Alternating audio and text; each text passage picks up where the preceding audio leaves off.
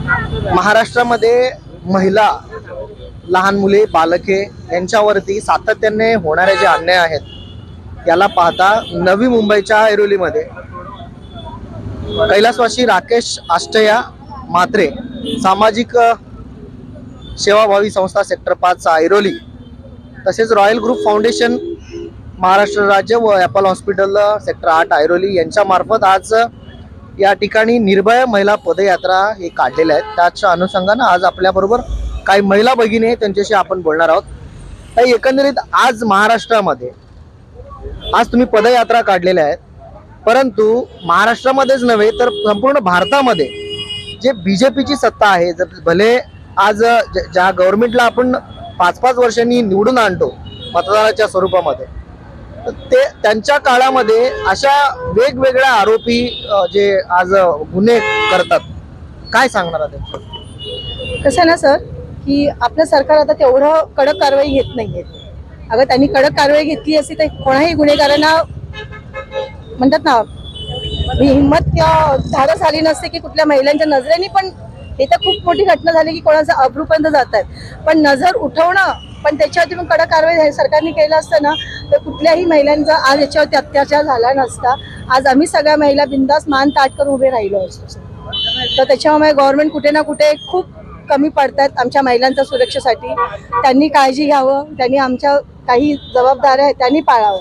फक्त तेवढं त्यांच्याकडनं आमचं मागणी आहे की महिलांचं रक्षण तुम्ही करा।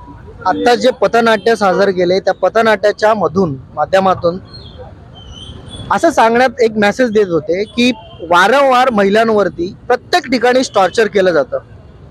त्या टॉर्चर जे होतात ते कुठेतरी आज भारतामध्ये एवढी मोठी राजघटना असताना देखील हे कुठेतरी एक मनुस्मृतीचं विचारश्रेणी आजही आहे असं तुम्हाला वाटतं? हो सर, आहे, अजून आहे।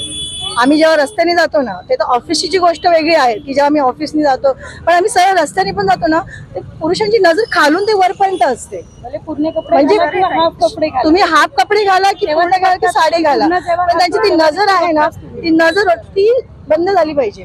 तुम्ही एक तुमच्या घरामध्ये आई बहिणीला कसं बघता ना तसं तुम्ही बाहेरच्या महिलांना पण तसंच बघा। जेव्हा तुमचे विचार एक विचार तुमचे चांगले येतील बहिणीसाठी तर सगळे काही आम्ही महिला सुरक्षित राहू। पहिले रस्ता सुधारेल तेव्हा ऑफिस सुधरेल, आणि ही खरोखर घटना आहे की प्रत्येक क्षेत्रातली महिला कुठलीही सुरक्षित ती शिकलेली असो की अनपढ असो, ती घरकामाला महिला असो की ती वरच्या पदवीला असो, प्रत्येक महिलेला धोका ही आहेत। त्याच्यासाठी सरकारने याच्यावरती कडक शिक्षा दिलीच पाहिजे। आज बदलापूरमध्ये जे घटना घडलेली आहे त्या बदलापूरच्या घटनेला चौकशीसाठी जे ॲडव्होकेट दिलेले आहेत त्या ॲडव्होकेट जे आहेत बीजेपीशी संबंधित आहेत, त्यांच्या तिकिटावरती ते निवडणूक लढवलेले आहेत। तर हे तो जो आरोपी आहे, जो शिंदे जो मुलगा आहे, त्या आरोपी तो देखील कुठेतरी ह्या सगळ्या चौकशीच्या पूर्वी बीजेपीचा कार्यकर्ता आहे असं एकंदरीत सांगण्यात येत होतं, आणि तो शाळा जे आहे ते RSSच्या निगडीमध्ये आहे। तो एकच प्रकरण नाहीये, महाराष्ट्रामध्येच नव्हे तर भारतामध्ये अशा असंख्य जे गोष्टी आहेत ज्या पाठीशी आरोपीला घालतात, हे संपूर्ण बीजेपीची आणि एकंदरीत ह्या RSSची निगडीत असलेले लोक आहेत, त्यांना पाठीशी घालताना आपल्याला दिसतंय। काय सांगणार आहे त्याचं? मला एवढंच म्हणायचंय, राजकारण्यांनी एवढं लक्षात घ्यावं, तुम्ही बीजेपी आहात, तुमची त्यांचे कार्यकर्ता आहात, तुम्ही पोलीसवाले पण त्यांच्याकडनं असतात, वकील त्यांच्याकडनं असतात, पण एवढं मर्यादित ठेवा की तुमच्या घरी पण तुमच्या मुली आहेत, तुमच्या नाती असतील, तुमच्या बहिणी असतील, तुमच्या बायका असतील, मग बाहेरच्या मुलींचा तुम्ही अगर विचार करणार तर कधी ना कधी तुमच्या मुलींवरती पण तो परिणाम होणार। मग तिथे राजकारण तुम्ही आणू नका, तुम्ही समाजकारी व्हा। पहिले तुम्ही आपण एका देशामध्ये राहोत, आपण एक भावंड आहोत, हे माणूस की तुम्ही पहिले जपा, त्याच्यानंतर राजकारण करा। राजकारण कराल तर तुमच्या पण आई बहिणीवरती हा प्रसंग अवलंबून कधी ना कधी येणारच आहे। मग तेव्हा तुम्ही कोणाला दोष देणार आहात? अगर तुम्ही आता कायदा तुम्ही कठोर कराल तर सगळ्या तुमच्या पण बहिणी सुरक्षित राहतील, आमच्याही बहिणी मुली सुरक्षित राहतील।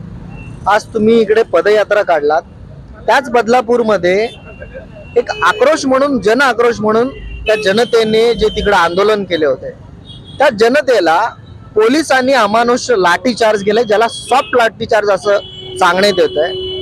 म्हणजे जर आमच्यावरती अन्याय झाला तर ते तुम्ही आक्रोश सुद्धा तुम्ही करू शकत नाही, अशी परिस्थिती आज महाराष्ट्रामध्ये झालेली आहे का? तेच आहे सर, बाबासाहेबांनी सगळ्यांना हक्क दिलेला आहे स्वतःच्या हक्कासाठी लढा म्हणून. बाबासाहेबांनी ती घटना लिहून दिलेली आहे. पण हेच जे सरकार आहेत, हिंदू सरकार किंवा काही म्हणतात बीजेपी आहोत, कुठल्याही पक्षाला आपण जातीवाद करत नाहीये. पण माझं एवढंच म्हणणं आहात की तुम्ही तुमच्या मुली समजून तुम्ही ते बघा. प्रत्येकाची मुली जेव्हा आई आपली पोराला जन्म घालते ना, त्या आईला माहिती आहे की तो त्रास काय असतो. पण जेव्हा हे अत्याचार होतो आणि हे पोलीस लाठीमार, तुम्ही पोलीस बाजू घेतात, हे मी तेच म्हणते ना, पोलीस असो कुठलेही काय गव्हर्नमेंटचे असो प्रशासकीय असो, त्यांना स्वतः कळलं पाहिजे की आपण दुसऱ्यावरती चार्ज करतो, मग कधी ना कधी आपली आई बहिणी मुली त्याही त्याच मार्गाने जाणारे असतात. त्यांनाही त्यातला एखादा मुलगा नजरेने बघणारा असतो. हे लक्षात घेतलं की आपला देश खूप सुखात होईल. हे घटना घडणार नाही. फक्त राजकारण कोणी करू नका या गोष्टीसाठी. प्रत्येकाने बाहेर या, प्रत्येकाने आपल्या मुलीसाठी, आपल्या बहिणीसाठी, आपल्या बायकोसाठी, आपल्या ज्या आजूबाजूचे आहेत आम्ही महिला, त्याच्यासाठी तुम्ही उतरा. तिथे जातीवाद करू नका, तिथे तुम्ही कुठलेही राजकारण तुम्ही करू नका. तुम्ही सगळे आमचे भावंडे आहात. आज तुम्ही म्हणताय एक संविधान, जे भारताची संविधान आहे, राज्यघटना आहे, अनेक लोक सोशल मीडियाच्या माध्यमातून असं बोलतात, जे महिला पण आहेत, की हे जे राज्यघटना आहे एवढं सक्षम नाहीये, त्या आरोपीला न्याय देण्यासाठी एवढं सक्षम नाहीये, ते राज्यघटना बदलली पाहिजे, असं वारंवार ते लोक व्यक्त होतात. त्या लोकांना तुम्ही काय सांगणार? खरंच तसं आहे का? सर, बाबासाहेबांनी जो राज्यघटना लिहिली आहे ना, ती त्यांच्या आतापर्यंत त्या यांच्यावरतीच चाललेली आहे. आताच्या लोकांचे मेंदू सडलेले आहेत. त्यांनी अगर पैसे खायचे बंद केले, पैसे द्यायचे बंद केले, तर घटना आपली एक नंबर आणि आयुष्यभर एक नंबरच राहणार आहेत. फक्त माणसाचे विचार बदला. पैसे खाऊ देऊ नका, लालच घेऊ नका. हे सगळं तुम्ही बंद करा. आपली घटना बाबासाहेबांनी सगळ्यात उत्तम लिहिलेली आहे.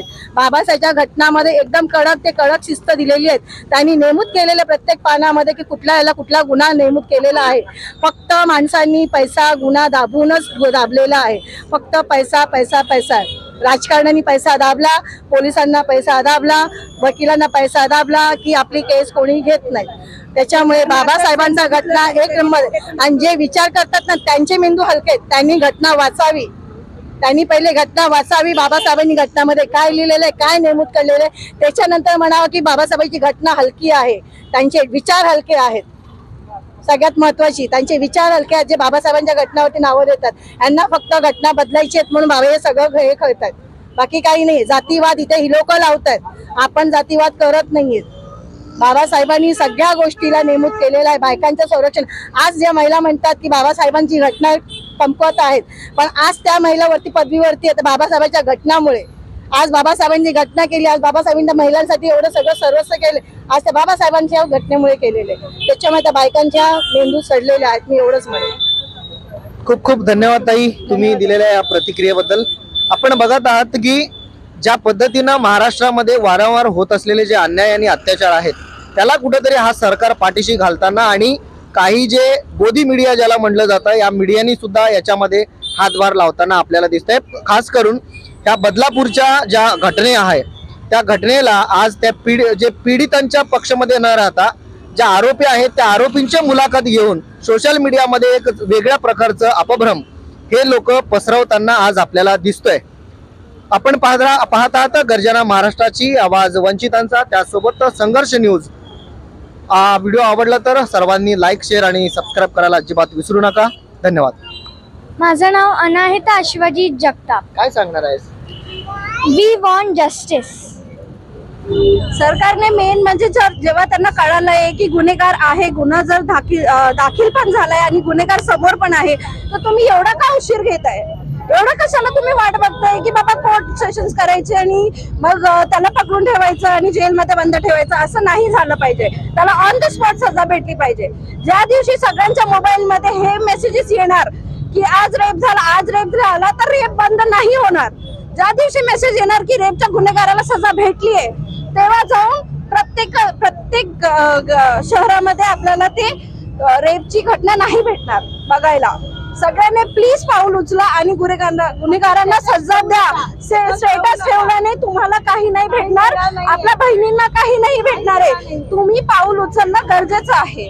अशा प्रकारच्या घटना घडू नये यासाठी लोकांची मानसिकता बदलली पाहिजे का असं वाटतं? बदललीच पाहिजे. मेन म्हणजे माणसांची. आज बाई कुठेही जाते, ट्रेन मध्ये जाते, कामाला जाते, प्रत्येक जागाला बाई आणि माणूस सोबत जातात. जर माणसांनी त्यांची नजर किंवा त्यांचे बिहेवियर बदललं नाही तर मग ते कसं सुधारणार आहे? तर माझी निम्र विनंती आहे की तुम्ही त्या नरात आम्हाला कठोराची शिक्षा द्यावी. जमलोय कारण की महिलांना न्याय मिळालाच पाहिजे. कारण की हे जे रेप होत आहे ते बंद व्हायला पाहिजे. पोलीस लोक 5-6 महिने त्यांना ठेवतात जेलमध्ये, तर त्यांना फाशीची सजा भेटली पाहिजे. 5-6 महिने ठेवून त्यांना काहीच होणार नाही, ते परत तसेच करतील. मला असं वाटतं की म्हणजे सगळ्यांनी मिळून यांना लहान मुलांवरती वगैरे सगळ्यांच्या सुरक्षेसाठी काय सरकारने काहीतरी केलं पाहिजे. त्यांच्या सुरक्षेसाठी सगळ्यांनी काहीतरी केलं पाहिजे आणि गुन्हेगारांना तर शिक्षा झालीच पाहिजे. त्यांना उगाचच त्यांना पोसायला नाही पाहिजे, ताबडतोब शिक्षा द्यायला पाहिजे. जर उगाचच मेणबत्त्या वगैरे पेटून ह्याला काही अर्थ नाहीये. भर चौकामध्ये ना गुन्हेगारांना जाळून बघा एकदा तरी, तेव्हा कुठेतरी जाऊन असे रेप वगैरे थांबतील. नुसतंच त्यांना पोसून काय फायदा नाही. आणि नाही, स्वतःच्या बहिणीसाठी तुम्ही वाघ बनता आणि दुसऱ्यांच्या बहिणीसाठी असे कुत्रे बनतात, याला अर्थ नाही. दुसऱ्यांच्या पण बहिणीसाठी तुम्ही वाघच बना आणि स्वतःच्या बहिणीसाठी वाघच बना. दुसऱ्यांच्या बहिणीकडे पण तुम्ही सन्मानाने बघा. जसं स्वतःच्या बहिणींना बघता तसं दुसऱ्यांच्या पण बहिणींना बघा. उगाचच त्यांच्या मागे असं लाळगळत फिरवू नका. आणि सगळे लहान लहान मुलींचे रेप होतात, मोठ्या मुलींचे रेप होतात, सगळ्या मुलींचे रेप होतात. त्यांचा काय दोष आहे? आणि तुम्ही असे रेप वगैरे करता तर म्हणजे त्यांच्या फॅमिलीला किती त्रास होत असेल. एवढं त्यांना जन्माला घालतात, एवढं मोठं करतात त्यांना, आणि तुम्ही लोक असं त्यांच्याकडे वासनेनी बघतात, हे चुकीचं आहे. तर तुम्ही त्यांच्या सुरक्षेसाठी काय ना काहीतरी केलंच पाहिजे असं मला वाटतं. थँक्यू. अजय शिंदे आपल्या बरोबर आहेत, काय सांगणार? आजच्या या पदयात्रेच्या निमित्त आम्ही सर्व आपल्या महाराष्ट्रातील तथा भारतातील सर्व महिला भगिनी ज्या आहेत त्या सर्वांना आपण सुरक्षित असलं पाहिजे त्यानुसार. आणि आम्ही तुमच्या पाठी सदैव तुमची एक शक्ती म्हणून आम्ही नेहमी तुमच्या सोबत असणार आहोत. कुठेही घाबरायची काळजी नाही. आणि या पदयात्रेच्या निमित्त आम्ही असा एक संदेश देत आहोत की तुम्ही आजही भारतामध्ये महाराष्ट्राच्या प्रत्येक कोपऱ्यामध्ये तुम्ही एकदम निडर अशा तुम्ही फिरलं पाहिजेत. छोट्याशा म्हणजे आता बरेच अशा घटना घडत आहेत, पण ह्या घटनांना सरकार कुठेतरी पाठीशी घालत आहे असं दिसतंय. एकंदरीत चित्र असं दिसतंय आपल्याला. कारण आता ज्या घटना वारंवार घडत आहेत, सरकारने कुठेतरी याच्यासाठी कठोर शासन केलं पाहिजे, जेणेकरून आपल्याला एक मेसेज जाईल की अशा ज्या घटना घडत आहेत त्यांना आपल्याकडे कठोर कायदा आहे आणि त्या कायद्यानुसार दुसऱ्या आरोपींना सुद्धा आपण त्यांना एक भीती बसली पाहिजे, धमक बसली पाहिजे की नाही आपल्याकडे असा कायदा आलाच पाहिजे. आणि आजच्या ह्या राकेश म्हात्रे सामाजिक सेवाभावी संस्थामार्फत आपण ज्या ऐरोलीमधून पदयात्रा काढली, ती पदयात्रा ही होती की आपण ऐरोलीमध्ये तथा नव्या मुंबई संपूर्ण महाराष्ट्रामध्ये महिला सुरक्षेसाठी आम्ही सर्व युवक या संस्थेच्या माध्यमातून आम्ही तत्पर असू आणि तुमचं संरक्षण आमच्या माध्यमातून होईल ही आम्ही सर्व महिलांना ग्वाही देतो. तसेच या ऐरोली विभागातील समस्त युवक महिला आमच्या सर्वांनी जो उत्साह प्रतिसाद दिला त्या सर्वांचे आम्ही मनापासून आभार मानतो.